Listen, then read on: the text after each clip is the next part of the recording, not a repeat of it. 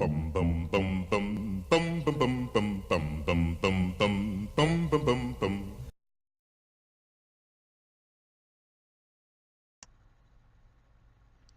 Lesson 3 is about compliance. When we talk about compliance, we're talking about obeying the food hygiene laws. Laws and regulations are in place in the hospitality industry to protect the customers, the employees, and the employers.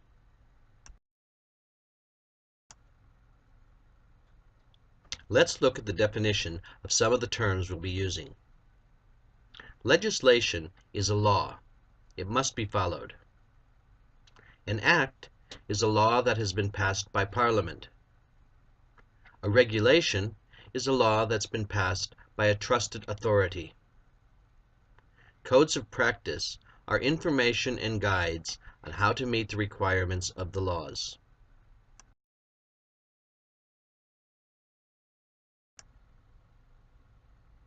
The New South Wales food industry is subject to the following acts, regulations, and codes.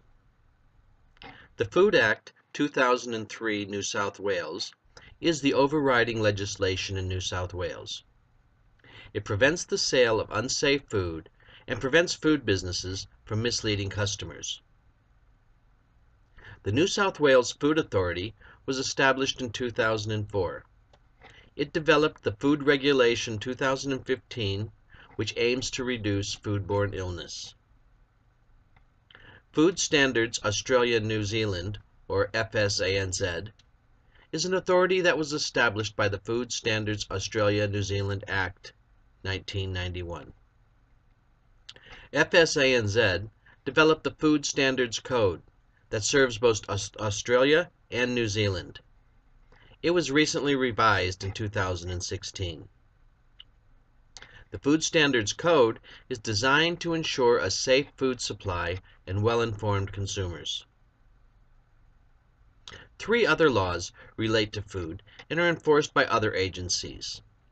These include the Trade Practices Act, which is enforced by the Australian Competition and Consumer Commission, or ACCC, the Fair Trading Act 1987, which is enforced by the New South Wales Fair Trading, and Weights and Measures, which is enforced by the National Measurement Institute. Let's take a closer look at the Food Regulation 2015 and the Food Standards Code. The New South Wales Food Authority is responsible for developing the Food Regulation 2015. It's also responsible for monitoring all food safety throughout New South Wales food industry, from the farm to the plate, by responding to food safety standards, improving food safety information, and providing food safety training to consumers and to the food industry.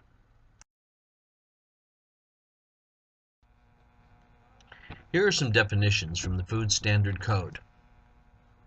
A contaminant is something that's biological, chemical, or physical that might get into food to make someone sick. Contamination is when a contaminant gets into food.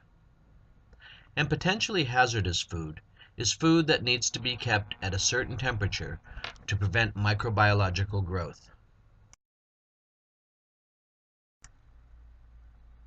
Food Standards Australia New Zealand was established to make sure the food supply is safe and consumers are well informed. FSANZ developed the Food Standards Code for Australia and New Zealand. Industry standards refers to the minimum acceptable requirements of the industry. All businesses in the industry must follow all of the legislation as a minimum.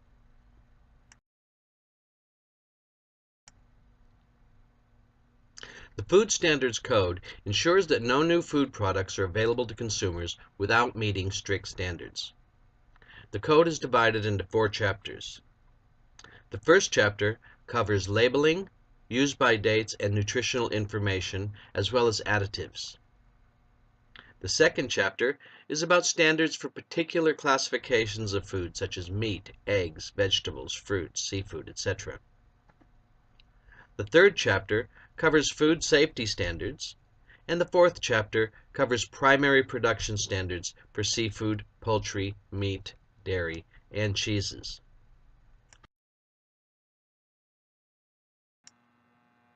Requests for changes to the code can come from the food industry or from consumers.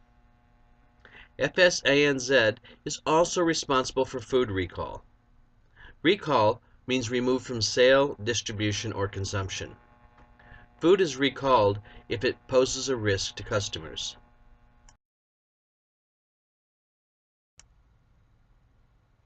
The Environmental Health Officer is employed by local councils. He can enforce laws related to public health. These include food safety, water safety, and environmental and health impacts of new developments.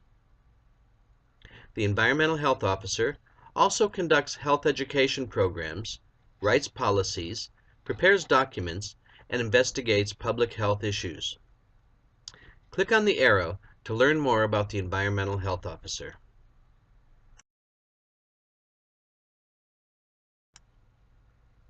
The Environmental Health Officer has the authority to inspect food businesses. He has the authority and responsibility to enter the premises at any time, to open any food package for checking, to take samples for testing and investigation, to provide advice on food safety matters, and to prevent the business from selling contaminated food.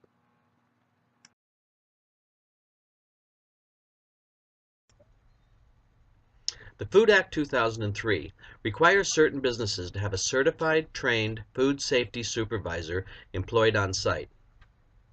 This requirement is for businesses that sell food that is ready to eat, potentially hazardous, or not sold in the supplier's original packaging. Examples of this are restaurants, caterers, and takeaway shops.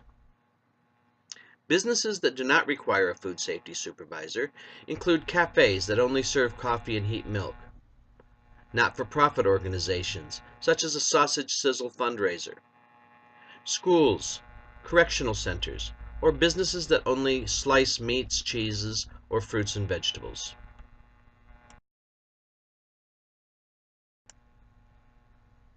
A food handler is any person who works in a food business and handles food or surfaces that might come into contact with food, such as cutlery.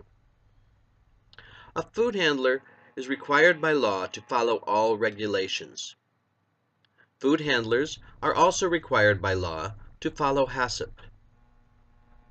These requirements include hand washing, keeping hair from getting into food, reporting any illness, and preventing food contamination. Businesses that do not follow the regulations can face fines, loss of business, bad reputation, customer complaints, illness, and possible loss of life. Regulations must be a part of all businesses, and the food safety supervisor must monitor and enforce these regulations.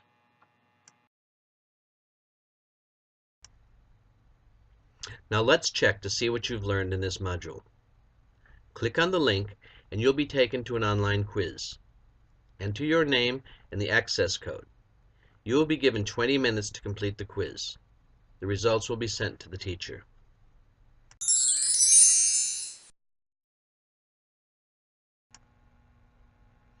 Congratulations! You've completed Lesson 3 and have learned about compliance to food safety legislation.